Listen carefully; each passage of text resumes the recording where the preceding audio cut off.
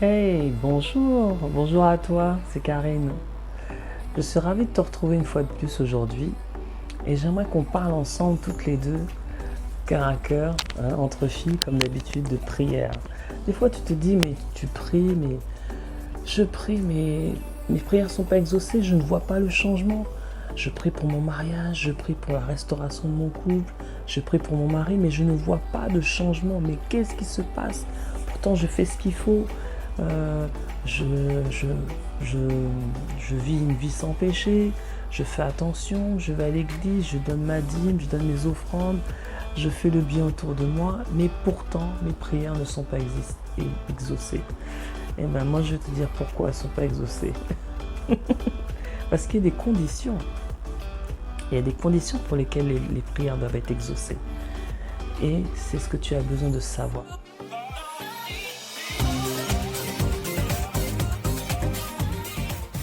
Donc il faut savoir que quand tu pries, on sait que la prière c'est un acte spirituel, c'est un acte de l'esprit.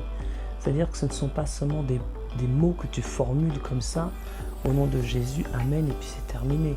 Tu sais bien que c'est plus que ça. Donc il faut allier plusieurs choses pour que la prière soit entendue et qu'elle soit exaucée. Donc il faut allier à ta prière, quand tu pries, croire, il y a un verset qui le dit dans le Marc 11, le chapitre de Marc, chapitre 11, verset 25, il me semble, que quand tu pries, il faut aussi croire en ta prière. Croire que ce que tu as demandé, tu le reçois. Et malheureusement, beaucoup d'entre nous prient, mais ne sont pas très convaincus de leur prière. Parce que quand tu pries, par exemple, pour le salut de ton mari, si c'est le cas, est-ce que tu crois vraiment que Dieu peut le sauver? Est-ce que tu le vois sauver? Est-ce que tu crois? Est-ce que tu t'imagines déjà avec ton mari aller ensemble à l'église, prier ensemble à la maison, avec les enfants? Est-ce que tu le vois déjà? Parce que si tu ne le vois pas, tu ne peux pas être exaucé. Donc la première condition pour que la prière soit exaucée, il faut que tu crois dans ton cœur que ce que tu as demandé, tu vas l'obtenir, tu vas le recevoir, que Dieu est en charge et il s'en occupe. Donc première chose, mettre ton cœur en accord avec tes paroles. Ce que tu dis, ton cœur dit la même chose. Deuxième chose, il faut aussi que tes pensées soient en accord avec ta prière et avec ton cœur. C'est-à-dire que si tu pries pour la restauration de ton couple, il faut aussi que tes pensées soient dans la même optique. Tu ne peux pas prier pour une chose et penser le contraire. Il faut vraiment que tout soit aligné avec ta prière. Donc si tu pries pour la restauration de ton couple, déjà crois dans ton cœur que c'est fait, que vous êtes unis, qu'il y a la paix, l'harmonie, la joie dans ton couple, que voilà, vous faites maintenant des choses ensemble, vous priez ensemble, vous riez ensemble, vous partez en vacances ensemble, enfin tout ce que tu veux voir dans ton couple. Mais aussi il faut que tu aies des pensées positives, des pensées agréables, des pensées bonnes envers ton mari. Tu ne le vois plus comme tu le voyais avant.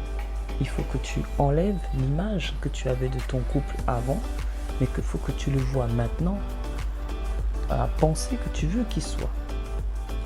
Et il faut que tu y penses, que tu visualises, que tu t'imprègnes vraiment d'une nouvelle image de ce que tu veux voir. Donc, premièrement, le cœur, aligner son cœur, que tu sois convaincu dans ton cœur de ta prière, mais aussi tes pensées doivent être aussi en accord avec ta prière. Et aussi, troisième chose, tes paroles. Parce que souvent, l'erreur que nous faisons, surtout les femmes, c'est qu'une fois que nous avons prié, nous disons des mauvaises paroles après. C'est-à-dire que quand on prie, il faut faire très attention les prochains jours après avoir fait cette prière.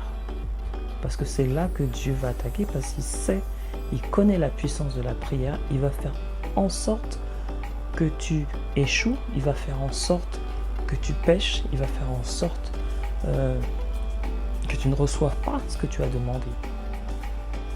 Donc le diable sait exactement comment obtenir la prière, et c'est pour cela que souvent on tombe dans le piège, qu'une fois que nous avons prié, les jours qui suivent, on ne fait pas attention à notre bouche, on ne fait pas attention à notre comportement et on tombe dans le piège. Donc une fois que tu as prié, on prend toujours l'exemple de la restauration du couple, tu as prié pour la restauration de ton couple, tu es convaincu dans ton cœur que Dieu est en charge, que Dieu est à l'œuvre dans ton couple, que tu es convaincu. Dans tes pensées, tu penses maintenant à un avenir glorieux, tu penses maintenant à un avenir serein, en unité avec ton mari.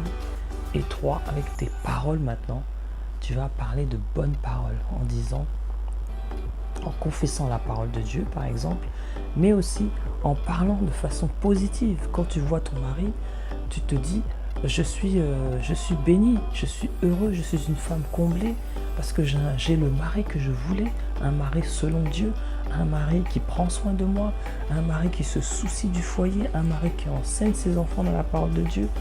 Voilà, il faut maintenant que tes paroles soient alignées avec tes prières.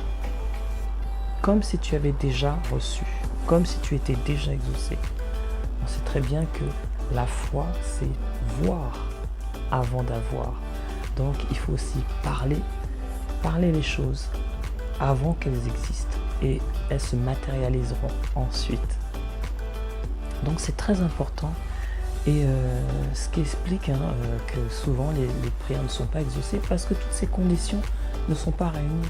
Et une dernière chose aussi qui doit être alignée à notre prière, c'est nos actions. Nos actions. Donc si on prie pour la restauration de notre couple, ben, on fait des efforts. Je sais pas, prends l'initiative d'emmener ton mari au restaurant, par exemple. Prends l'initiative ou même de faire un super dîner à la maison. Tu fais garder les enfants et vous vous retrouvez, vous partez en famille dans un parc d'attractions, je ne sais pas. Tu prends l'initiative parce que tu sais que à partir de ce jour, ma famille est restaurée, mon couple est restauré, mon couple est épanoui et tu agis maintenant comme si tu ne fais pas que parler, mais tu agis aussi. Donc tout ça fait partie de la foi. Et si tu réunis toutes ces conditions, tes prières seront exaucées. J'ai pas dit que c'était facile, mais tu peux y arriver parce que tu as le Saint-Esprit, parce que tu as la parole de Dieu et parce que aussi tu peux t'entourer de personnes, de femmes mariées qui ont déjà expérimenté ça et qui peuvent aussi t'aider, t'encourager. Donc ça c'est important. Donc je récapitule. Pour que les prières soient exaucées, c'est prier déjà. Prier, demander au Seigneur. Et une fois que vous avez prié, 1. Garder son cœur. 2. Aligner ses pensées avec la prière. 3. C'est aligner ses paroles en fonction de la prière.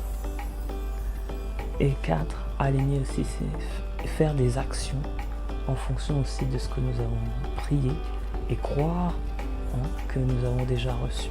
Donc bien sûr, tout ça fait partie de la foi. Il faut qu'on ait la foi en nos prières. Et vraiment, ayez foi en vos prières.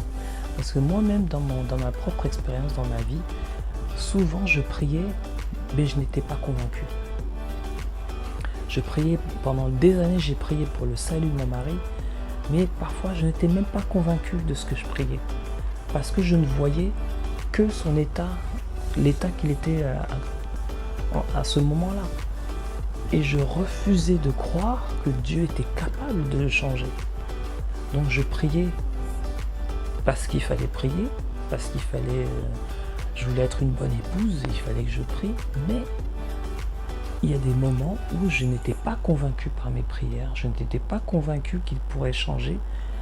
Je ne sais pas si c'est inconsciemment, je ne voyais pas qu'il pourrait changer, mais c'est comme si je doutais de Dieu, c'est comme si je disais que Dieu n'était pas capable alors que Dieu est tout puissant. Donc voilà, donc vraiment, faites ces choses-là et voyez vraiment le changement dans vos prières. Et en plus, plus vous verrez ces changements-là, plus vous aurez envie de prier et plus vous voulez changer les choses tout autour de vous. Donc là, ce serait la restauration de votre couple. Ensuite, ce sera vos enfants, la réussite de vos enfants. Peut-être vous voulez changer d'emploi, ou voilà, toutes sortes de choses. Vous verrez que dans tous les domaines de votre vie sera changée, chamboulée, transformée à cause des prières ferventes que vous faites. Parce que bien sûr, il ne suffit pas de prier qu'une fois, il faut vraiment, c'est une prière fervente qui est une grande efficacité, donc une prière régulière et intercéder, prier régulièrement, proclamer la parole régulièrement, aligner toujours vos pensées, vos actions, vos paroles, votre cœur en accord avec vos prières et voir votre vie transformée. Ça, c'est merveilleux. Donc je vous dis bon courage et à bientôt.